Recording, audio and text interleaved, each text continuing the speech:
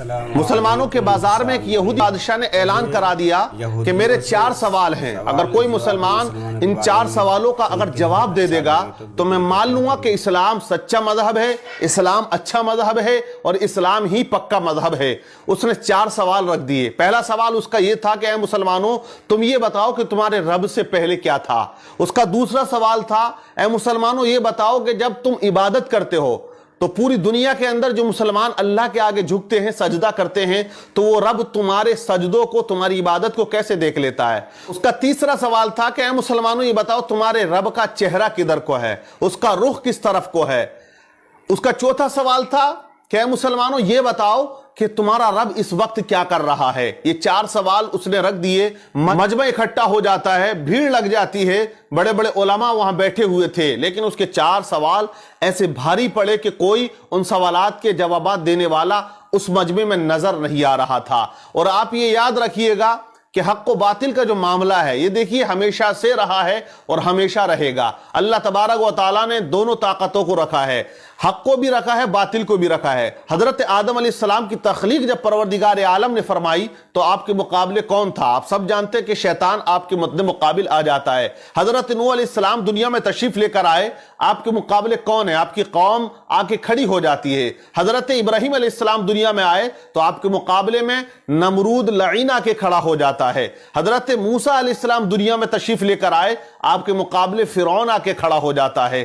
نبی پاک صلی اللہ تعالی علیہ وسلم دنیا کے اندر تشریف لے کر آئے، آپ کے مقابلے ابو جہل آ جاتا ہے، اور کربلا کے میدان میں حسین ابن علی کے سامنے یزید آ کے کھڑا ہو جاتا ہے۔ تو پتہ یہ چلا کہ دونوں طاقتیں دنیا میں ہمیشہ سے رہی ہیں اور قیامت تک یہ دونوں طاقتیں ہمیشہ رہیں گی۔ حق و باطل کا جو معاملہ ہے یہ ہمیشہ چلتا رہے گا، اور اسلام کے اوپر لوگ انگلیاں اٹھاتے رہے ہیں اور اسی طرح قیامت تک اٹھاتے رہیں گے، لیکن اسلام وہ مذہب ہے کہ پھیلتا ہمیشہ سے رہا ہے اور اسی طرح وہ پھیلتا اور پھولتا رہے گا۔ اسلام کو روکنے والا کوئی نہیں ہے، کیونکہ اسلامی سچا پکا مذہب ہے، لیکن یہاں اسلام کی کشتی بھور میں پھنسی ہوئی ہے۔ اس یہودی نے جو سوالات رکھ دیے، مجمع میں خاموشی طاری ہے، لیکن اسی درمیان مدرسے کی چھٹی ہو جاتی ہے اور بچے مدرسے سے سبق حاصل کر کے اپنے اپنے گھروں کو جا رہے ہوتے ہیں۔ انہی میں ایک چھوٹا سا بچہ آتا ہے اور اس نے کہا کہ اے لوگوں یہاں بازار میں بھیڑ کیسی ہے، معاملہ کیا ہے، مجمع اتنا اکٹھا کیوں ہے؟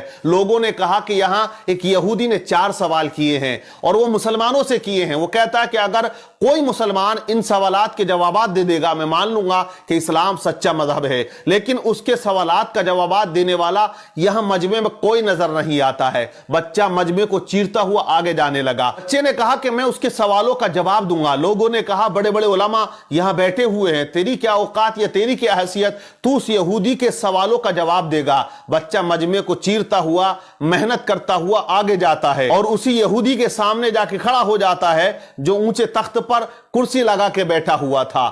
یہودی سے بچے نے کہا کہ اے یہودی تو اپنے سوال بتا، میں تیرے سوالوں کا جواب دوں گا۔ یہودی ہنسنے لگا، کہنے لگا اتنے بڑے بڑے علماء یہاں تشریف رکھتے ہیں لیکن تو کیا جواب دے گا میرے سوالوں کا؟ تو بچے نے کہا کہ جواب دینے کے لیے عمر نہیں ہونی چاہیے، علم کا ہونا ضروری ہے۔ اپنے سوال رکھ، میں تیرے سوالوں کا جواب ضرور دوں گا۔ اس نے کہا کہ میرا پہلا سوال یہ ہے کہ تمہارے رب سے پہلے کیا تھا؟ بچے نے کہا آپ 10 سے نیچے کی گنتی گنو۔ اس نے گننا شروع کر دیا، 10 9 8 7 6 5 4 3 2 1۔ پھر بچے نے کہا 1 سے پہلے کیا ہے؟ اس نے کہا 1 سے پہلے کچھ نہیں ہے۔ تو بچے نے کہا میرے رب سے پہلے بھی کچھ نہیں تھا، میرے رب کے بعد بھی کچھ نہیں ہے، وہ ہمیشہ سے ہے اور وہ ہمیشہ رہے گا، وہ اکیلا ہے وہی اکیلا رہے گا، اسے کوئی فنا نہیں ہے۔ کل من علیہا فان ویبقى وجہ ربک ذو الجلال والاکرام۔ بچے نے اس کے سوال کا جواب دیا۔ یہودی حیران رہ گیا۔ بچے نے کہا اب تو دوسرا سوال کر، تیرا دوسرا سوال کیا تھا، تیرا دوسرا کوشچن کیا ہے؟ تو یہودی نے کہا میرا دوسرا کوشچن، دوسرا سوال یہ ہے کہ جب پوری دنیا میں مسلمان اللہ کی عبادت کرتا ہے، اس کے آگے سجدہ کرتا ہے، تو وہ رب کیسے تمہاری عبادت کو دیکھ لیتا ہے یا تمہیں سجدہ کرتے ہوئے دیکھتا ہے؟ بچے نے کہا ایک برتن میں پانی دے کر آؤ۔ ایک بڑے سے برتن میں پانی کو بلوایا گیا اور اس یہودی کے سامنے اس برتن کو رکھ دیا۔ بچے نے کہا اے یہودی اس برتن کے اندر جھانک کر دیکھ۔ یہودی نے جھانکا تو بچہ پوچھتا بتا تجھے اس کے اندر کیا نظر آ رہا ہے؟ کہا اس میں تو میرا عکس یعنی میری تصویر نظر آ رہی ہے، میرا چہرہ نظر آ رہا ہے۔ کہا کلیئر آ رہا ہے؟ بولے مجھے بالکل اپنا چہرہ اس پانی کے اندر کلیئر نظر آ رہا ہے۔ تو کہا بچے نے کہ جیسے تو اس پانی کے اندر اپنے چہرے کو دیکھ رہا ہے، ویسے ہی میرا پروردگار تمام مسلمانوں کی عبادتوں کو دیکھ رہا ہے۔ وَنَحْنُ أَقْرَبُ مِنْ حَبْلِ الْوَرِيدِ، وہ اپنے بندے کی شہرک سے بھی زیادہ قریب ہے۔ بچے نے اس کے دوسرے سوال کا جواب دے دیا۔ بچہ کہتا تیرا تیسرا سوال کیا ہے؟ تو یہودی نے کہا میرا تیسرا سوال یہ ہے کہ تمہارے رب کا چہرہ کدھر کو ہے، اس کا رخ کس طرف کو ہے؟ تو بچے نے کہا ایک چراغ کو بلایا جائے۔ چراغ بلایا گیا، اس کو روشن کیا گیا۔ بچے نے کہا بتا یہودی اس چراغ کی روشنی کدھر کو ہے؟ تو اس نے کہا اس کی روشنی تو چاروں طرف کو ہے۔ بچے نے کہا کہ جب اس چھوٹے سے چراغ کی روشنی چاروں طرف ہے، میرا رب تو بہت بڑا نور ہے۔ اللہ نور السماوات والارض، اللہ سے بڑا کوئی نور نہیں، اور وہ ہر جگہ موجود ہے، ہر شے پہ وہ قدرت رکھتا ہے۔ ان اللہ علی کل شیء قدیر، وہ ہر چیز پر قدرت رکھنے والا ہے۔ بچہ کہتا ہے تیرا چوتھا سوال کیا ہے؟ یہودی نے کہا میرا چوتھا سوال یہ ہے کہ تمہارا رب اس وقت کیا کر رہا ہے؟ تو بچے نے کہا دیکھ میں نے 3 سوالوں کے جو آنسر تھے وہ یہاں کھڑے ہو کر دیے، اب میں چوتھے سوال کا جواب اس وقت دوں گا کہ تو کرسی سے اتر کے یہاں آئے اور میں کرسی پر بیٹھ جاؤں۔ کہا تمام لوگوں نے بات صحیح ہے۔ بچے کو کرسی پر بٹھایا گیا اور یہودی کو نیچے اتارا گیا۔